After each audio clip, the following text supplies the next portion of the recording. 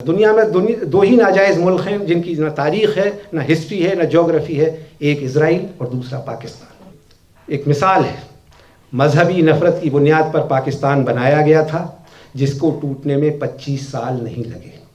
आप इस मुल्क को हिंदू राष्ट्र बना लीजिए, मैं नहीं जानता, और मुझे ये कहते हुए मेरी ज़बान लरजती है कि इस मुल्क के फिर कितने टुकड़े होंगे। एक बात बिल्कुल साफ है कि नेताजी एक रेवोल्यूशनरी थे। उनके अंदर इस मुल्क से मोहब्बत का जज्बा, देश प्रेम कूट कूट करके भरा हुआ था, किसी से वो कम नहीं थे। उनके तरीक़े पे आप बात कर सकते हैं, बहस कर सकते हैं कि वो कितना सही था, गलत था, क्या उसमें ख़राबी थी, क्या ये वायलेंट तरीक़े से आज़ाद हासिल करनी चाहिए थी, जबकि हमारे गांधी जी नॉन वायलेंस तरीक़े से कर रहे थे। उस जगह जहाँ जहाज पंजम की कभी स्टैचू हुआ करती थी, वहाँ नेताजी सुभाष चंद्र बोस की स्टैचू लगा करके ये बताया जा रहा है कि हम नेताजी के फॉलोअर हैं। नेताजी तो कम्युनलिज्म के ख़िलाफ़ थे। उनकी जो फ़ौज थी आज़ाद हिंद फ़ौज में, उसमें 60% अगर हिंदू थे तो 20% से ज़्यादा मुसलमान थे, 10% सिख और ईसाई थे, और बाकी दूसरी कम्युनिटीज़ के लोग थे। उन्होंने कभी इम्तियाज़ किया ही नहीं मज़हब और मिल्लत के नाम पर, और हमेशा इस बात को कहा कि आज़ाद हिंदुस्तान में मज़हब, ज़ात, बिरादरी, ज़बान, सेक्स के नाम पर कोई डिस्क्रिमिनेशन नहीं किया जाएगा। ये उनकी राइटिंग्स। जो आज करंट डिस्पेंसेशन है वो नेताजी सुभाष चंद्र बोस को भी अप्रोप्रिएट करने का काम कर रहा है, उनके नाम का इस्तेमाल कर रहा है। खैर, वो नेताजी का क्या, वो महात्मा गांधी का भी कर रहे हैं, वो विवेकानंद का भी कर रहे हैं, वो भगत सिंह का भी कर रहे हैं, वो अम्बेडकर का भी कर रहे हैं। उनसे पूछा जाना चाहिए, जब ये नेशनल मूवमेंट की लड़ाई लड़ी जा रही थी, आप लोग कहाँ थे, आपके पुरखे कहाँ थे, इनमें से कोई था? आपका नाम माफ़ी मांगने वालों में या मुखबरी करने वालों में आता है। माफ़ कीजिएगा, जो रवैया हमारी आज़ाद हुकूमत का था, मेरे वालिद अपनी इसी गम के साथ इस गम को अपने सीने में लेकर के चले गए कि हम जब मुल्क आज़ाद हुआ था तो हमको लगा था कि नई हुकूमत, हमारी अपनी हुकूमत, हम इन 43,000 फ़ौजियों को, जिनमें से 10,000 से ज़्यादा पाकिस्तान चले गए थे, जो बाकी रह गए थे, उन्हें वापस ले लेगी। लेकिन जनरल करियप्पा, जो हमेशा ज़िंदगी भर ब्रितानी हुकूमत का, ब्रितानी फ़ौज को सैल्यूट करता रहा, उसने कहा ये फ़ोर्स आज़ाद हिंद फ़ौज INA डिसिप्लिन्ड आर्मी नहीं है, इसलिए हम इसको वापस नहीं लेते। गांधी जी ने जो क्विट इंडिया मूवमेंट 1942 में शुरू किया 9 अगस्त को, सुभाष चंद्र बोस सन 34-35 से इस बात को कह रहे थे कि क्विट इंडिया मूवमेंट शुरू होना चाहिए, इंग्रेज़ के ख़िलाफ़ फाइनल बैटल शुरू होनी चाहिए, कोई ज़रूरत अब बहुत इंतज़ार करने की नहीं है। लेकिन उस वक्त उनकी बात नहीं मानी गई, और जब गांधी जी ने क्विट इंडिया का कॉल दिया तो सुभाष चंद्र बोस ने उसे सपोर्ट किया। जवाहरलाल नेहरू हमेशा उनके फॉलोअर बने रहे और उनके एक तरह से जानशीन हुए, या ये कहें कि गांधी जी ने उन्हें अपना जानशीन मुकर्रर किया और इस मुल्क के पहले प्राइम मिनिस्टर बने। लेकिन सुभाष चंद्र बोस ने गांधी जी से भी बगावत करने की हिम्मत की, और 1938 के त्रिपुरी कांग्रेस और हरिपुरा कांग्रेस 1939 में गांधी जी की ख्वाहिशात के ख़िलाफ़ वो कांग्रेस अध्यक्ष का इलेक्शन लड़े और जीते, जबकि गांधी जी ने कहा था, गांधी जी के कैंडिडेट थे पट्टाभी सीतारमैया, और गांधी जी ने कहा कि पट्टाभी की हार मेरी हार होगी। बावजूद इसके, आप इससे अंदाज़ा लगाइए सुभाष चंद्र बोस की शख्सियत का, कि उस वक्त गांधी जी के बाद अगर कोई दूसरा बड़ा नाम हिंदुस्तान के नौजवानों की दिलों की धड़कन था, या जिनके दिलों में सुभाष चंद्र बोस के लिए जोश का जज्बा था, वो नेताजी सुभाष चंद्र बोस थे, और ये उन्होंने अपनी मकबूलियत को मनवाया।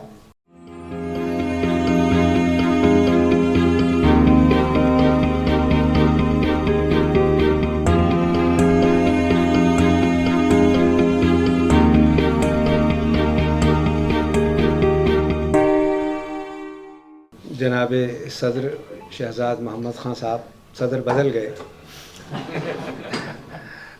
जस्टिस अंसारी साहब, सलमान खुर्शीद साहब, सुभाषनी अली सहगल साहिबा, नंदिता राव साहिबा, ख़वातीन व हज़रात,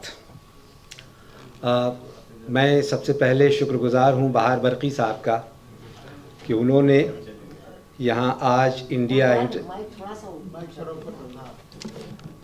उन्होंने आज यहाँ इंडिया इस्लामिक कल्चर सेंटर में नेताजी सुभाष चंद्र बोस को याद करने के लिए ये महफ़िल आरास्ता की और मुझे सुभाषिनी जी को ये मौका मिला और अभी आपने ढिल्लन साहब को सुना कि अपनी ख़यालात का इजहार इस मौके पर कर सकें।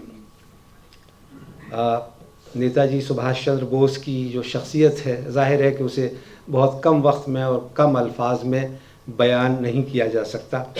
काफ़ी कुछ बहार बरकी साहब ने कहा और फिर नज़ीमुल हक़ साहब कह के गए और मेरे बाद भी जो लोग आएंगे और अपने ख़यालात रखेंगे वो भी आपको बहुत सारी चीज़ें बताएंगे। लेकिन नेताजी की अगर फ़िलॉसफ़ी के बारे में जो आज का टॉपिक है उसके बारे में बात करूं तो वो जो नेशनल मूवमेंट की आइडियोलॉजी थी उससे अलग नहीं थी और उसमें उन्होंने कई तरह के नारे दिए थे और एक जो नारा जो उनकी आइडियोलॉजी को बयान करता है वो था कि इत्तेहाद, एतमाद, कुर्बानी। ये 3 वर्ड्स हैं जो नेताजी की पूरी शख्सियत को, उनकी आइडियोलॉजी को बयान करते हैं।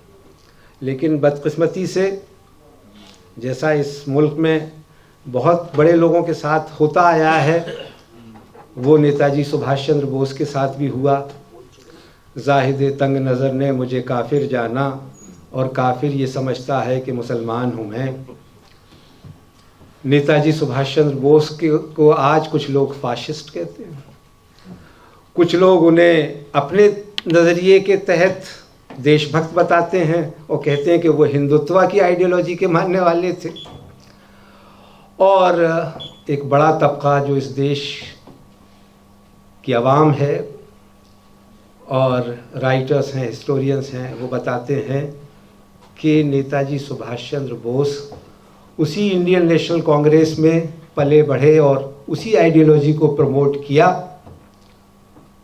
जिसपे 1931 के कराची कांग्रेस में कंसेंसस बन चुका था और जो हमारे इंडियन कॉन्स्टिट्यूशन की बैकबोन है। हाँ, कुछ चीज़ें थीं। महात्मा गांधी के बहुत सारे फॉलोअर्स थे, बहुत सारे ब्लू आइड बॉयज़ थे। उनमें एक जवाहरलाल नेहरू थे, एक सुभाष चंद्र बोस थे। जवाहरलाल नेहरू हमेशा उनके फॉलोअर बने रहे और उनके एक तरह से जानशीन हुए, या ये कहें कि गांधी जी ने उन्हें अपना जानशीन मुकर्रर किया और इस मुल्क के पहले प्राइम मिनिस्टर बने। लेकिन सुभाष चंद्र बोस ने गांधी जी से भी बगावत करने की हिम्मत की और 1938 के त्रिपुरी कांग्रेस और हरिपुरा कांग्रेस 1939 में गांधी जी की ख्वाहिशात के ख़िलाफ़ वो कांग्रेस अध्यक्ष का इलेक्शन लड़े और जीते। जबकि गांधी जी ने कहा था, गांधी जी के कैंडिडेट थे पट्टाभी सीतारमैया, और गांधी जी ने कहा कि पट्टाभी की हार मेरी हार होगी। बावजूद इसके आप इससे अंदाज़ा लगाइए सुभाष चंद्र बोस की शख्सियत का कि उस वक्त गांधी जी के बाद अगर कोई दूसरा बड़ा नाम हिंदुस्तान के नौजवानों की दिलों की धड़कन था या जिनके दिलों में सुभाष चंद्र बोस के लिए जोश का जज्बा था, वो नेताजी सुभाष चंद्र बोस थे और ये उन्होंने अपनी मकबूलियत को मनवाया। लेकिन माफ़ करें, मैं बड़े अदब के साथ कहना चाहता हूँ कि उस वक्त के कांग्रेस की जो लीडरान थे, जो वर्किंग कमेटी थी, आला कमान था, उसे सुभाष चंद्र बोस का ये कदम पसंद नहीं आया और कांग्रेस प्रेसिडेंट का इलेक्शन बहुत ही वाज़ेह अक्सरियत के साथ जीतने के बावजूद उनको कंपेल किया गया कि वो कांग्रेस छोड़ दें। उनसे कहा गया कि वो वही वर्किंग कमेटी रखें जो पिछली बार चुनी गई थी। कांग्रेस प्रेसिडेंट नया इलेक्टेड चुन के आता है, उसकी मर्जी होती, उस ज़माने में तो होती थी, पता नहीं आज होती है कि नहीं, मैं नहीं जानता, लेकिन उस वक्त में तो ये होता था। मौलाना आज़ाद, राजेंद्र प्रसाद, जवाहरलाल नेहरू, जितने कांग्रेस के प्रेसिडेंट रहे, सबने अपनी मन मुताबिक वर्किंग कमेटी अपॉइंट की। लेकिन सुभाष चंद्र बोस को मजबूर किया गया कि वो कांग्रेस छोड़ें।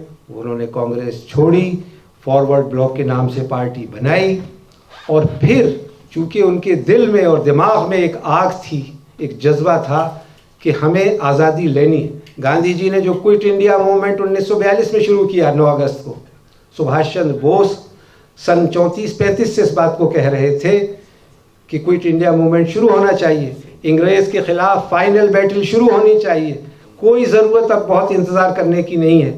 लेकिन उस वक्त उनकी बात नहीं मानी गई, और जब गांधी जी ने क्विट इंडिया का कॉल दिया तो सुभाष चंद्र बोस ने उसे सपोर्ट किया।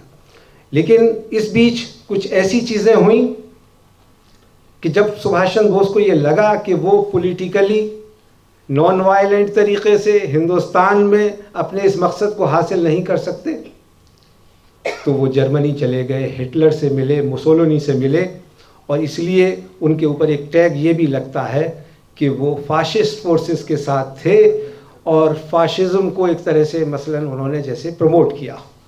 लेकिन कभी भी सुभाष चंद्र बोस की कोई राइटिंग, कोई स्पीच उठा करके आप देख लीजिए, आप ये साबित नहीं कर पाएंगे कि उसने कभी भी कहीं भी किसी भी तौर पर फाशिज्म को सपोर्ट किया हो। हाँ, उनका ये ज़रूर कहना था कि वर्ल्ड वॉर हो रही थी, दुनिया में एक तरफ एलाइड फोर्सेस थी, दूसरी तरफ जर्मनी और जापान जैसी ताकतें थीं, तो उन्होंने कहा कि दुश्मन का दुश्मन हमारा दोस्त।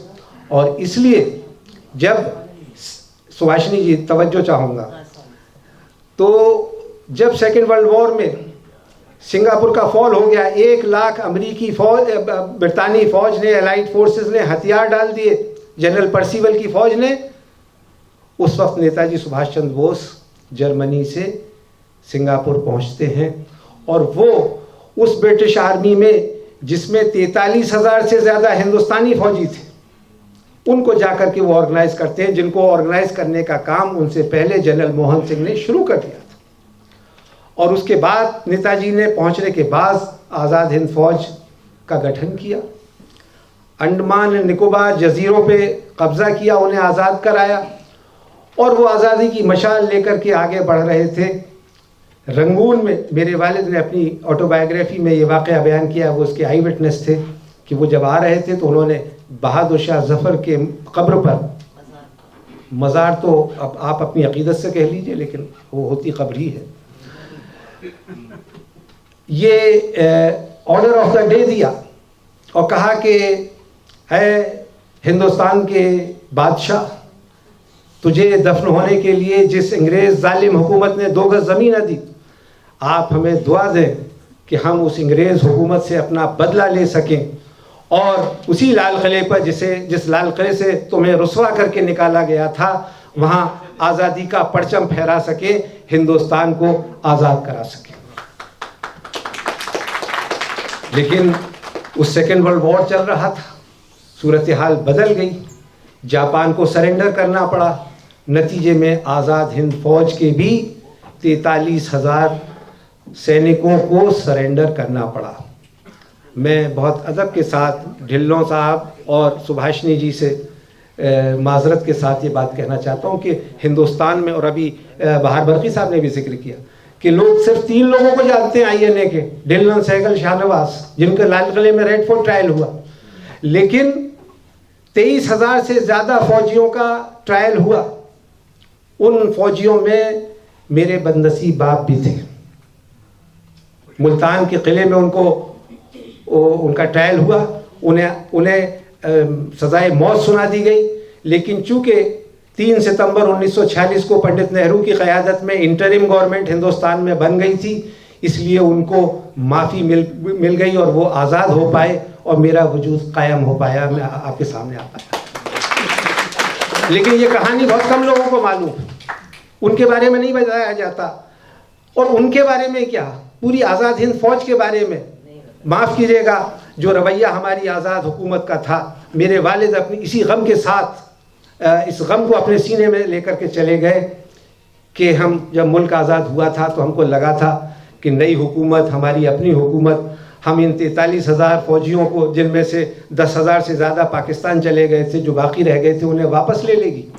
लेकिन जनरल करियप्पा, जो हमेशा ज़िंदगी भर ब्रितानी हुकूमत का, ब्रितानी फ़ौज को सैल्यूट करता रहा, उसने कहा ये फ़ोर्स, आज़ाद हिंद फ़ौज INA डिसिप्लिन्ड आर्मी नहीं है, इसलिए हम इसको वापस नहीं लेंगे। पंडित जवाहरलाल नेहरू की तकरीर है, पार्लियामेंट की लोकसभा सेक्रेटेरिएट ने उसको पब्लिश किया है कि साहब कुछ दिक्कतें हैं। चलिए साहब, वो दिक्कत समझ में आती है कि डिसिप्लिन्ड आर्मी नहीं थी, बगावत की थी। हालांकि किसके लिए बगावत की थी? अपने मुल्क के लिए की थी, अपने लिए तो नहीं की थी। लेकिन आपने उन्हें फ्रीडम फाइटर का भी दर्जा नहीं दिया। 1975 में चौधरी ब्रह्म प्रकाश ने लगातार ये लड़ाई लड़ी पार्लियामेंट में, तब जाकर के इंदिरा गांधी को कहना पड़ा कि हाँ ये फ्रीडम फाइटर्स हैं। ये हमने अपने आज़ाद हिंद फौज के सिपाहियों के साथ, आज़ाद हिंद फौज की, आज़ाद हिंद फौज को नेताजी सुभाष चंद्र बोस के बहाने तो हम याद भी कर लेते हैं, लेकिन जो रॉयल नेवल म्यूटिनी थी, जिसको कहा जाता था कि that was the last nail in the British empire, उसको कौन याद करता है?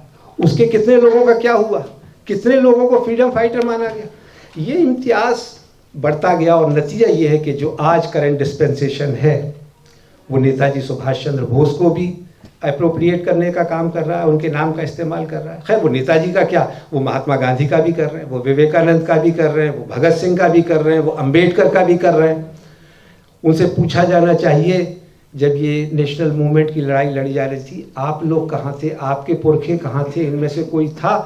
आपका नाम माफ़ी मांगने वालों में या मुखबरी करने वालों में आता है। लेकिन आज इंडिया गेट पर, उस जगह जहाँ जहाज पंजम की कभी स्टैचू हुआ करती थी, वहाँ नेताजी सुभाष चंद्र बोस की स्टैचू लगा करके ये बताया जा रहा है कि हम नेताजी के फॉलोअर हैं। नेताजी तो कम्युनलिज्म के खिलाफ थे। उनकी जो फौज थी आज़ाद हिंद फौज में, उसमें 60% अगर हिंदू थे तो 20% से ज़्यादा मुसलमान थे, 10% सिख और ईसाई थे और बाकी दूसरी कम्युनिटीज़ के लोग थे। उन्होंने कभी इम्तियाज़ किया ही नहीं मज़हब और मिल्लत के नाम पर, और हमेशा इस बात को कहा कि आज़ाद हिंदुस्तान में मज़हब, ज़ात, बिरादरी, ज़बान, सेक्स के नाम पर कोई डिस्क्रिमिनेशन नहीं किया जाएगा। ये उनकी राइटिंग्स, कोई एक लाइन अगर कहीं बता दे कि नेताजी ने कहा हो, लेकिन आज नई हिस्ट्री लिखी जा रही है, नई तारीख हमें पढ़ाई जा रही है कि नेताजी सुभाष चंद्र बोस तो हिंदुत्व की आइडियोलॉजी के मानने वाले थे। ये चीज़ इतना झूठ, इतना लेकिन इसके लिए शायद हम लोग भी कहीं जिम्मेदार हैं, क्योंकि हम उन सारी फोर्सेस को ये मौका दे रहे हैं या उसको काउंटर करने की कोशिश नहीं की जा रही है कि ये क्या प्रोपेगेंडा किया जा रहा है। और कम से कम उनकी जो बुनियादी चीज़ें हैं उन्हें तो आप मानिए, उन्हें तो मत झुटलाइए कि जो इस मुल्क की इंटीग्रिटी के लिए, एकता के लिए, अखंडता के लिए और मुल्क को आज़ाद कराने के लिए अपनी जान गंवा गए, अपनी फैमिली की परवाह नहीं की, कोई हासिल नहीं किया और अपना उनका वजूद भी पता नहीं चला। बहुत सारी बातें अभी कही गई कि नेताजी होते तो इस मुल्क का जोग्राफिया कुछ होता, कुछ तारीख़ कुछ दूसरी होती। बहुत सारी बातें हैं, बहुत सारे इफ एंड बट्स हैं, यूँ होता तो वो होता, वो होता तो यूँ होता। लेकिन हाँ, एक बात बिल्कुल साफ है कि नेताजी एक रेवोल्यूशनरी थे। उनके अंदर इस मुल्क से मोहब्बत का जज्बा, देश प्रेम कूट कूट करके भरा हुआ था, किसी से वो कम नहीं थे।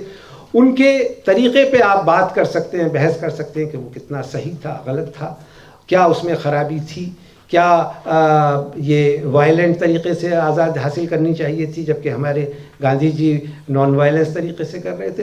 तो दोस्तों इसमें तो बहुत सारी चीज़ें हैं, क्योंकि 1857 में जो मुल्क की आज़ादी की लड़ाई शुरू हुई, जो कट ऑफ डेट मानी जाती है नेशनल मूवमेंट की 1857 से लेकर के 1947 तक, उसका अगर पहला सेनापति बहादुर शाह जफ़र था तो आखिरी सेनापति महात्मा गांधी थे। इस बीच उसमें रेवोल्यूशनरी भी थे, उसमें अकाली भी थे, उसमें हिंदू महासभा भी थी, उसमें मुस्लिम लीग भी थी, उसमें किसान भी थे, मजदूर भी थे, स्वामी सन्यासी भी थे, मौलवी भी थे। आप देखिए सबका अपना अपना रोल था। आपको मिलेगा कि कहीं रेशमी रुमाल तहरीक चला रहा है मौलवी, कहीं सन्यासी आज़ादी की लड़ाई लड़ रहा है, कहीं भगत सिंह ये जानते हुए कि ये गांधी के नज़रिए के ख़िलाफ़ है और गांधी ने कॉम्प्रोमाइज़ नहीं किया। कुछ लोगों का कहना है कि इरविन से वो मिले थे गांधी भगत सिंह की फांसी के कुछ दिन पहले, और अगर इशारा कर देते तो शायद उनकी फांसी रुक जाती, लेकिन उन्होंने नहीं किया। क्यों? क्योंकि वो कहते थे कि साहब मैं तो नॉन वायलेंट तरीके से आज़ादी हासिल करूँगा, वायलेंट मीन्स। मगर क्या आप भगत सिंह के जज्बे को फरामोश कर देंगे इस बात पर? क्या उनके जो साथी थे सुखदेव और राजगुरु, उनकी कुर्बानी को हम लोग याद ना करें इसलिए कि उन्होंने एक दूसरा तरीका इस्तेमाल किया था? और हम सुभाष चंद्र बोस को याद ना करें इसलिए कि उन्होंने गांधी के खिलाफ जाकर के एक दूसरा तरीका इस्तेमाल किया था? बहरहाल वो तो अब तारीख की बातें हो गई। असली बात ये है कि आज इस मुल्क के सामने सबसे बड़ा सवाल ये है कि ये मुल्क रहेगा या बचेगा। आप लोग जानते हैं, हमारे सामने एक मिसाल है, मजहबी नफ़रत की बुनियाद पर पाकिस्तान बनाया गया था जिसको टूटने में 25 साल नहीं लगे। आप इस मुल्क को हिंदू राष्ट्र बना लीजिए, मैं नहीं जानता, और मुझे ये कहते हुए मेरी ज़बान लरसती है कि इस मुल्क के फिर कितने टुकड़े होंगे। महात्मा गांधी, राजेंद्र प्रसाद, सरदार वल्लभ भाई पटेल, मौलाना आज़ाद का मैं नाम नहीं ले रहा हूँ, वो कोई कम हिंदू नहीं थे, लेकिन वो जानते थे कि इस मुल्क को एक रखने की अगर कोई शर्त हो सकती है तो वो इंडियन कॉन्स्टिट्यूशन हो सकता है। और इसीलिए उन्होंने आज़ादी के बहुत पहले, जब मुस्लिम लीग ने 1940 में पाकिस्तान का रेजोल्यूशन पास कर दिया था, उससे पहले, बहुत पहले कराची रेजोल्यूशन में ही ये कह दिया गया था कि जब हम आज़ाद होंगे तो हमारी हुकूमत नई तरह किस तरह से चलेगी, उसका आइन क्या होगा, कॉन्स्टिट्यूशन क्या होगा। और दो कौमी नज़रिए को हमेशा इन तमाम लीडरान ने खारिज किया था, क्योंकि उनको मालूम था कि अगर 1000 साल से जिस तरह से ये मुल्क चलता आया है, अगर उसको इसी अंदाज में चलाना है तो उसकी सिर्फ और सिर्फ एक शर्त ये होगी कि जो डॉक्टर अंबेडकर ने कॉन्स्टिट्यूशन बनाया है उसी पर हम चलें। उसके इधर उधर होकर के, उससे इख्तलाफ करके आप इस मुल्क को एक नहीं रखना पाएंगे। माफ़ कीजिएगा, बस 2 मिनट और लूँगा अपनी इसी बात को कंक्लूड करने के लिए कि 1946 में मौलाना आज़ाद जब कांग्रेस प्रेसिडेंट थे तो सोरिश काश्मीरी एक चट्टान मैगजीन का एडिटर था लाहौर में, बड़ा मशहूर रिसाला था उस वक्त। उसने मौलाना का इंटरव्यू किया और मौलाना से पूछा कि पाकिस्तान के बारे में मौलाना आपका क्या ख्याल? तो मौलाना ने कहा कि अगर पाकिस्तान का बनना इस बड़े सग़ीर के मुसलमानों के हक़ में होता, इस सब कॉन्टिनेंट के मुसलमानों के हक़ में होता, तो मैं पहला शख्स होता जो पाकिस्तान की हिमायत करता। लेकिन मैं ये देख रहा हूँ कि जो ये मजहबी जुनून इस वक्त मुसलमानों के सर पर नाच रहा है, इसका गुस्सा जब ठंडा होगा, ये जुनून जब इनके सरों से उतरेगा, ये एक दूसरे का गला काटेंगे। और तारीख़ शाहिद है, ऐसा मालूम होता है कि मौलाना पेशीन गोई कर रहे थे, प्रेडिक्शंस कर रहे थे। 25 साल नहीं लगे उस पाकिस्तान को टूटने में जिसके बारे में नारा लगाया जाता था कि पाकिस्तान का मतलब क्या, ला इलाहा इल्लल्लाह, मुसलमान है तो मुस्लिम लीग में आ, जो मुसलमान मुस्लिम लीग में नहीं वो मुसलमान नहीं। वो टूट गया। 30 लाख बंगालियों का कत्ल किया गया, कितनी औरतों को रेप किया गया। और ये मैं नहीं कह रहा हूँ, ये हमूदुर रहमान कमीशन जो पाकिस्तान गवर्नमेंट ने बनाया था उसकी रिपोर्ट कहती।